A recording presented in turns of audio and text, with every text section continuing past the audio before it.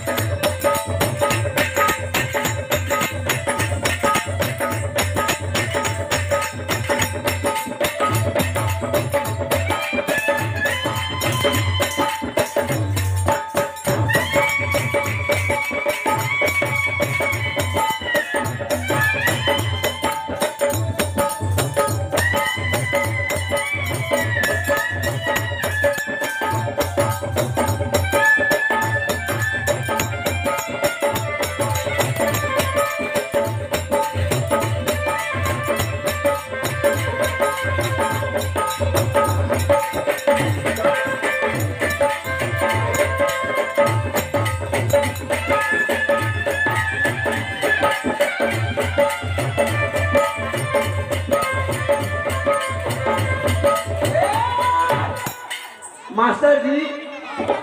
एगो चूहा का देखबो कीजिए भरतिया में लैया छे भरतिया में हां हां बड़का भंगा लाके भरतिया में लैया भाई हां कहां डर के दिल में चला ए नाती की बेटा रानी मलकनी काल कई गे नौरी गे तेरे 12 बरस भैया तो बीत गए एको चिट्ठी एको खबर एको नहीं कोई फोन के लिखे हमरा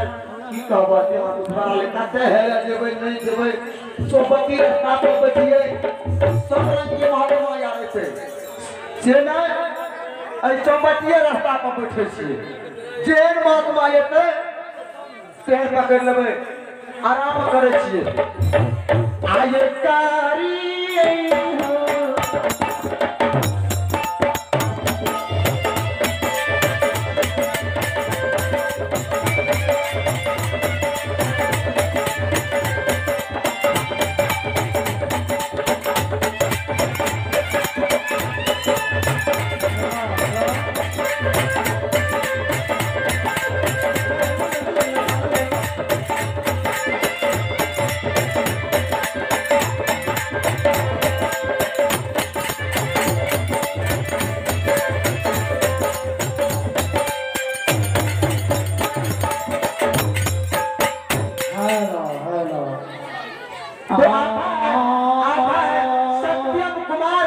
हिमांशु कुमार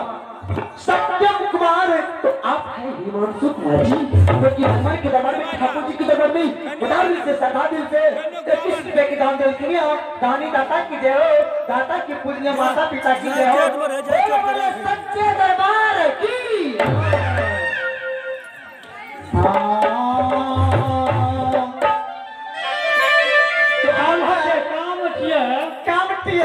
हेलो तो आप निशु कुमारी तो आप निशु कुमारी जो कि भगवान के दरबार में ठाकुर जी के दरबार में उदार दिल से श्रद्धा दिल से 21 रुपए की दान दे के लिए दानी दाता की जय हो दाता की पूजनीय माता पिता की जय हो दानी दाता की जय हो बोलो सच्चे दरबार की संत के काम छिए जे ककरो कोनो जाके त कुछ गुणगान करत जाय छै त हम त संत के रूप में छिए ना तो कुछ त करैत जेबै बोलो नारायण नारायण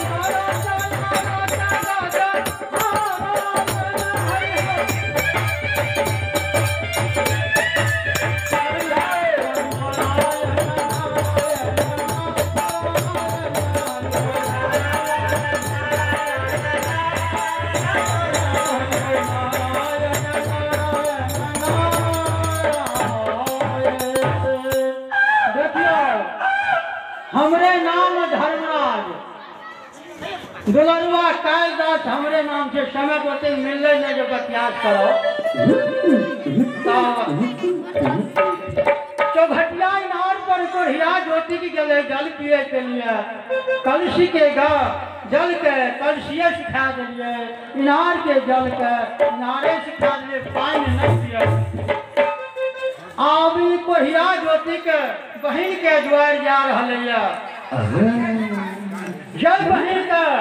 हाथी हंकार घोड़ा घोड़सार कोठा अमार ई ज्योति के लगा दिल के कोई बहन के जाए भेंट मुलाकात करेगा जकरा एक धन संपत्ति ज्योति के दिल के वो तो जरूर से आग्रह करते कोढ़िया रूप का जी बाबा है हो चाली हो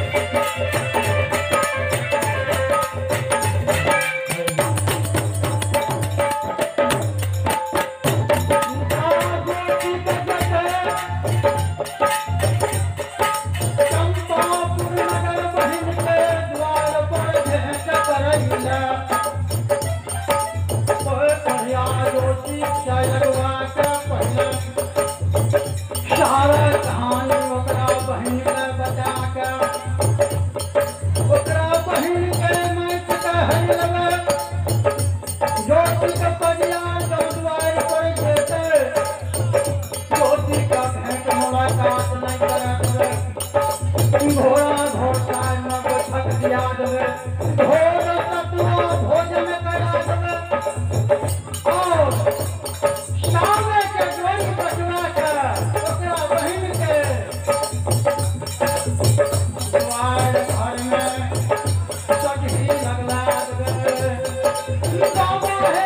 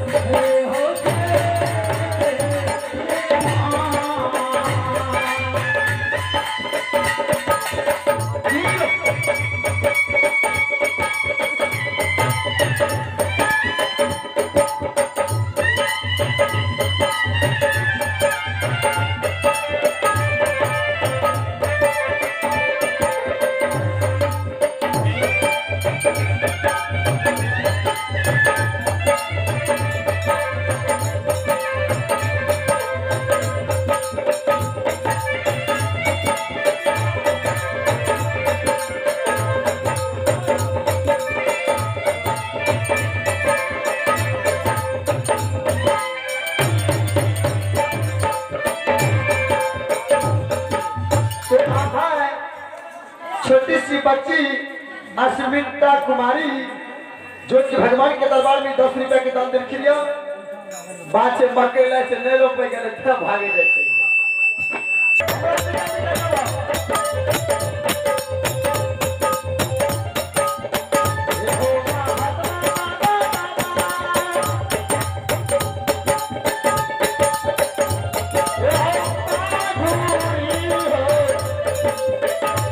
Yeah.